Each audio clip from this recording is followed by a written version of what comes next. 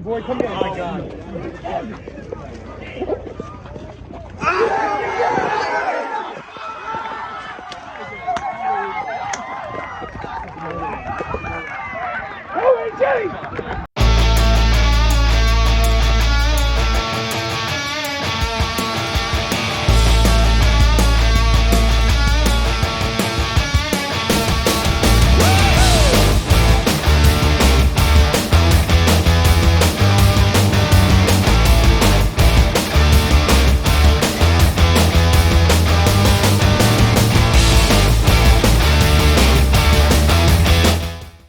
Welcome to New Jersey Baseball Show's High School Preview Week. We're looking at the top teams in New Jersey, the top players in New Jersey. We're breaking it down with the guru of high school baseball in New Jersey, John Kroeger. We're so into it that we don't even bother changing our shirts, our clothes here. We're just rolling right into day two, and we're looking at the big boys, the non-public A and B, North and South Jersey. We're going to throw in the Hun School into this mix because what else? What other group are we going to put them in? So we got to talk about them as well. They're one of the best in the country. We are going to start. We're going to welcome John, first of all, back to the show here with us. How are you today, sir? I'm doing well. You speak about Han. A lot like you were yesterday, I'm thinking. Yeah. Yeah, I didn't go to sleep. No. That's right. The Han School, when I contacted the national ranking thing for I don't even know what the NJ, whatever it is, so I'm the representative for them. And I said, can we have the Han be ranked? I think they're right there with Bosco, and that's why they're playing them May 1st. And they said because they can't win a state title, they can only win a prep title. And they have one postgraduate this year. So they said no. So I said, okay. But the no, Han School, like you said, we said they're yes. legit. That's right. What's that? They might have said no, but we said yes. Our logic is pretty much every good team has at least one reclassified 2023 yes. team. So who cares if you're doing 5 years at a prep or 5 years at a public school? We're ranking you. When we talk about it Thursday, we'll let everybody know where Hun would fit in. But they're pretty good. Oh yeah, that May 1st game. Hopefully we see Dana versus either DiMaggio or Applegate. Oh my God, it's gonna be packed. I think it's gonna be packed in Woodbridge. It's a 7:00 game, part of the Thank You Classic. That should be a real good one. Absolutely. But before we get to the A's, let's talk about non-public B. The stronger group, you mean? Yeah, it might. Is that it might be, especially South. You're talking about a loaded, impossible to predict. Although you're going to give us a favorite anyway, I think you're talking about the favorite by like the slimmest of margins when you're throwing in, right? Gloucester was going to be all set to be the favorite by themselves, and the state said nope. We're going to put Bishop Eustace into B. You've got the defending champ Holy Spirit. Obviously, a lot of graduation hits last year, but Holy Spirit did win the bracket. They certainly got some talent returning. They beat Morristown Beard in the title game last year. But what are we looking at and we cannot forget Ranny. Randy, I was just gonna say. I hope you said it. They might have more talent than anybody when you look at their committed guys, but that's kind of they're going to be pretty good the next couple of years. So let's hit that ridiculous non-public B bracket, which is now just exploded and just going to be a lot of fun. AJ Gracia pitches. No one has a shot. If he's 100%. He's 100%. He's rolling. He's rolling right now. Yeah. And we talk about him on the mound.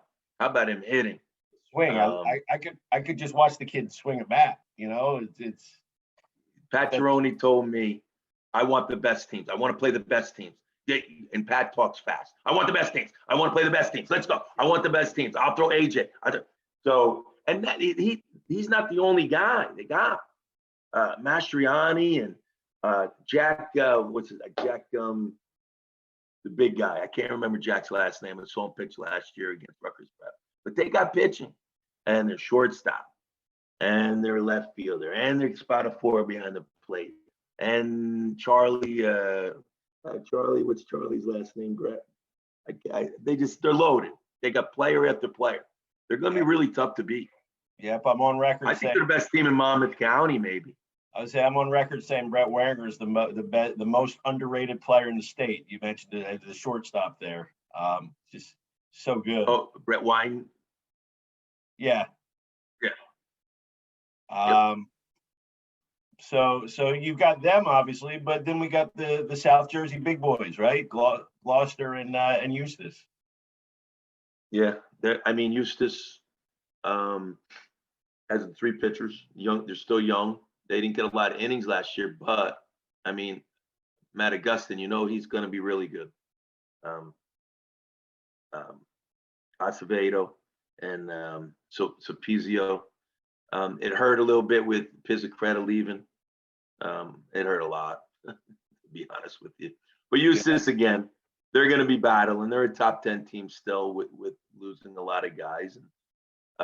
But I think Gloucester Catholic starts off the year as the #1 parochial B team, just because Dennis Bart's been there. The whole team's back. You got Jeremy Wolf. You got Matty Leahy. Their pitching staff's back. Fernandez and Daviel Fernandez and Nolan. It's a good team. It's a really, really good team. And Nolan's Nolan's a senior and Bogart's a senior and Wolf is a senior. But other than that, I think Tanner Nolan's still a junior. That's right. Yes, he is. Yeah, he's still a junior.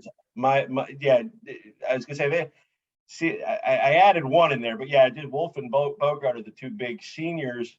Yeah, but Joey what Bogart. I was gonna say was it's a young team. Yeah, Joey gets on. Joey Bogart gets on all the time. Just talking with the Dallas and Minnick about the top 20 this week and stuff, and GC is going to be a top 10 team, and Rainey's going to have to prove it first. They're not just going to be given something, but again, they have the talent to be could finish #1. You never know. But they got to win a lot. They got to win the Monmouth County tournament. They're in the Shore Conference. They have enough pitching, and they also would have to win Parochial Bay to be that #1 team in the state. But let's not get too ahead of ourselves, because Mr. Don Bosco Prep is nationally ranked in the top 20 in the country, and they're the team to beat in New Jersey in Parochial A. But the B North doesn't quite get the recognition that the South does. Obviously, you've got a lot of historic big time programs in the South. But who do you like up in North B? I don't want to use the word weaker, but it's different. I think St. Mary's starts the year off 6-6, and when May 1st comes, St. Mary's is the team to beat. They got 7 starters from Hudson Catholic who made the Hudson County tournament transfer there. So that's why you said May 1st is the date where things will. Yeah, maybe before that if they get their 12 games in. Randy Cruz, who was 5-2 for Hudson Catholic last year, he transferred. And the big one is Tyler Giordano, who can catch and also play the outfield. Great leadoff hitter. He's going to make that team better. And Dennis Holtz is just a gamer, man. He loves the game, coaches the game better than anyone. And he told me, he goes, hey, May 1st, that's our day, May 1st. Scheduled 12 games, the first 12 games of the season. Yeah, he did. He said, I scheduled some games quick. The polls are pretty good. They got Rodney Pena, had a great year last year. They had a key transfer in about 3 weeks ago. He's got to sit 12 games. The West Essex catcher, Drew Clow, transferred into DePaul. DePaul should be pretty solid. And again, in a 1-game playoff, them versus St. Mary's, DePaul could win. And let's not forget Mo Beard. They earned the right to in the state finals, and Jordan Greenaway's back behind the plate. Do they have enough pitching? We'll see. A South is going to be, let's not think that it's all B, South B anymore. I mean, A South, you certainly got Red Bank Catholic, you got St. Augustine. They probably appear to be the two favorites at this point down south. But Yep. what else are we, tell us about those two teams, and then, what else we're looking at. St. Augustine's has a lot of pitching back. Fury, Gaines, guys that, Gaines got some time, Fury got some innings, but these guys, they tasted it. They're very strong up the middle, Weingartner and Taylor.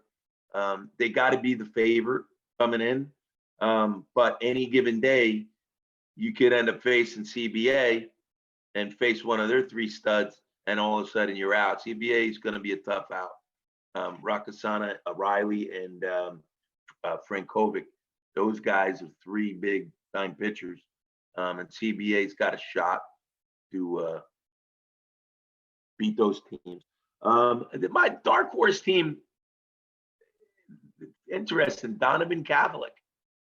Donovan Catholic was 15-9 last year. I'm going to throw Donovan Catholic in there to as a dark horse.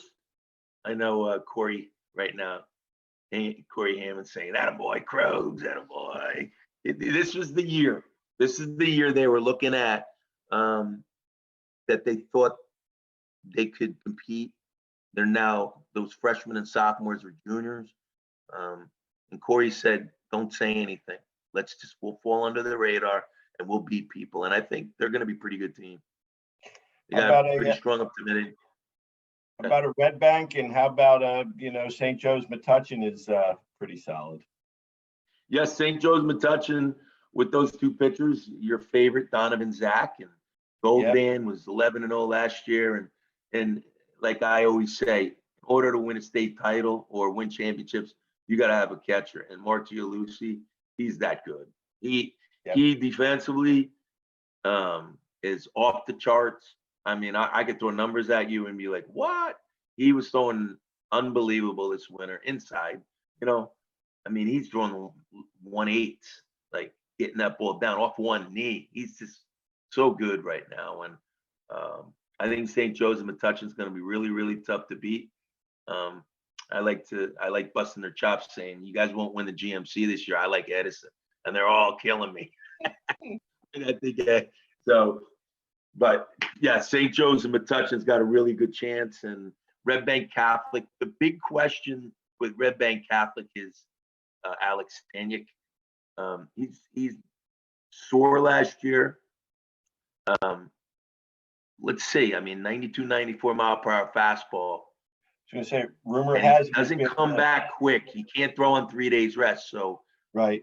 They have a freshman there at Red Bank Catholic, Pryor. Already committed to Virginia before he stud. Right. Yeah. Stud. He can beat anybody too. The thing when you throw freshmen out there, can they handle it? And I think he can. I think he will be able to handle it. So Red Bank Catholic's going to be, like you said, tough team as well. And we left them for last intentionally because it's probably the most hotly contested district, bracket, whatever you want to call it, in the state, in the region, in the whoever. But North A is silly good this year, right? I mean, just whether you like Don Bosco, whether you like Seton Hall. Bosco's preseason number one. We all know that. I mean, they're nationally ranked. But they were last year. They got a kid throwing. No, they weren't preseason one last year. They weren't? Well, then I'm trying to remember. I can't remember who was preseason number one, but I think maybe they were number one. Yeah, maybe you're right. But they're loaded. They're 14 Division I players.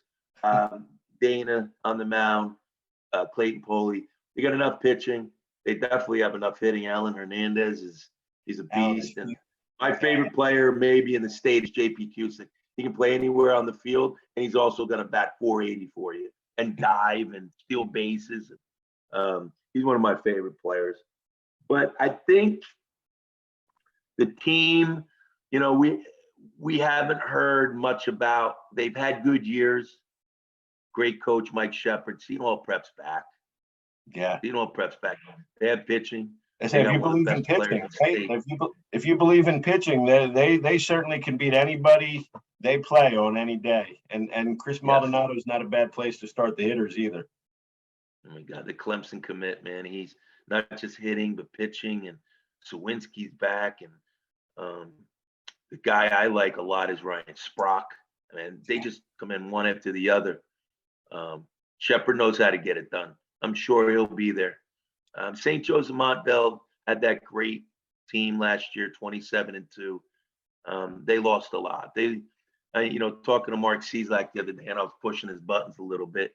I said, Mark, so you sure you don't want to retire? You sure you don't want to retire? I mean, you're living in Fort River. He goes, why are you pushing me out? Why are you pushing me out? But he likes his team. He likes Nicky Martinez. He goes, if Nicky and Casey Knuckles can put together a game together, we can compete against anybody. I said, okay.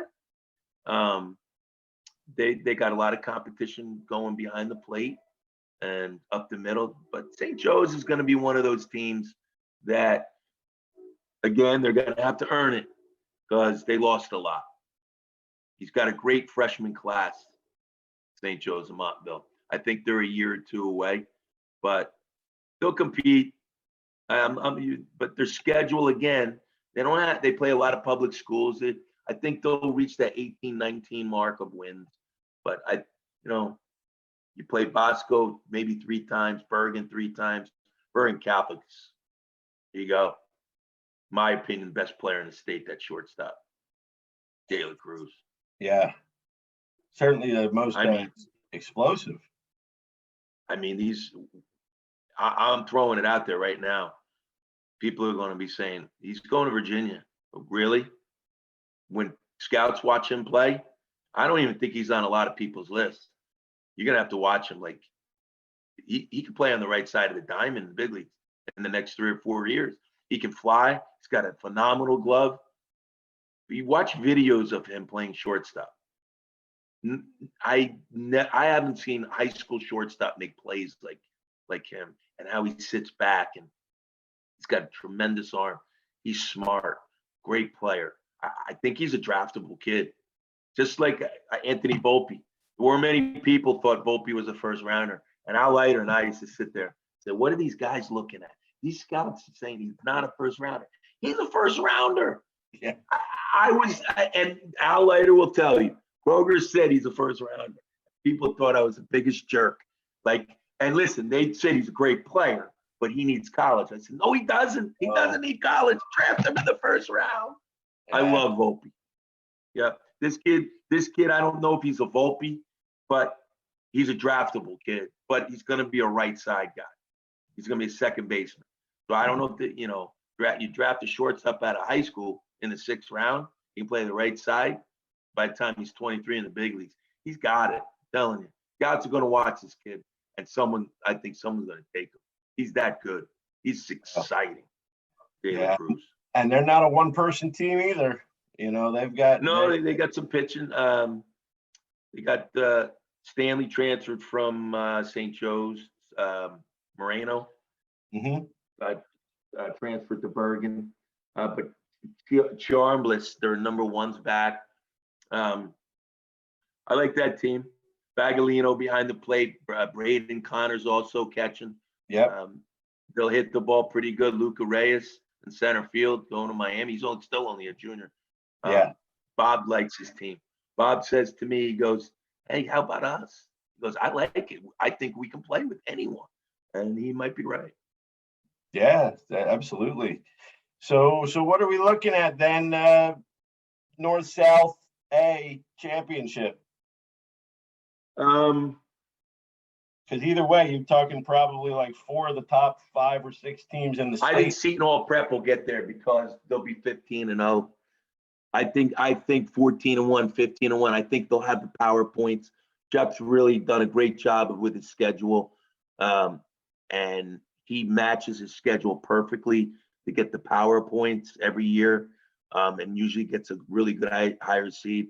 I think if he can beat Milburn early on. I think he's going to get either the 1 or 2 seed. And Bosco has such a tough schedule.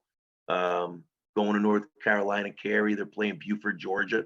Yeah. The couple days after they play Wayne Hills on opening day. So they play Wayne Hills, you know, and then they go from there and play Buford in that big tournament down in Cary. And then they come home. I don't think they play Bergen until like the 14th, 15th game of the year. If I'm not mistaken, I can't remember. I have their schedule somewhere. But I like that Bosco Seton Hall prep game. Yeah. Won't even make you pick a winner on that one yet, because honestly, irrelevant to see how those guys are playing in May. Maybe we'll June, I guess. Well, maybe we'll ask you to pick a winner before the game, but 2 months out is probably not going to happen. Got to go with the state number 1 for now, but plenty of time to change that. Sure. Absolutely. So we could end up being a Donovan, Zach, Caden, Dana championship game. Pitchers though would be pretty solid, right? We would take that. Tell you what, I've been talking about that all winter. St. Joe's Metuchen versus Bosco or Seton Hall Prep or Bergen Catholic. But listen, Mike Byline, I'm sorry, Mike, man. You know me. He's already mad because I made him a 7.5 point underdog in the state final last year. I really thought Joe's was going to beat him down. He came over to me and goes, 7.5 runs? I said, Mike, Joe's is just unbelievable. They lost, what, 4-1 or whatever. All right, you take the 7.5. Yeah. So Mike and I love Mike, man. He's great, but just bust his chops a little bit. I think this is the year Byline. I think Byline's going to get there again. I mean, every year he's getting there. I mean, he's won it how many times in the last 6 years? 3 times? 2 times? Something like that. So, I mean, them versus Del Barton a couple times. So, yeah. But St. Augustine's got to be the preseason South favorite to win parochial A to get there. He always finds a way, Mike. I would say that would be a 6-peat, which would be kind of ridiculous given that bracket. You know, to make it 6 in a row would be, they're as good and consistent as anybody's been in New Jersey. Yep. You know, the last half dozen years. Well, that's our look at the big boys, the non-public A and B. We'll be back tomorrow, probably dressed the same way to talk about the smaller schools. A lot of good players in the smaller schools. Aiden Teal, some of the other guys who have been around Group 2, Group 1, over the years. But we'll take a look at those brackets tomorrow as we go through preview week here on the Jersey Baseball Show. Good night, everybody.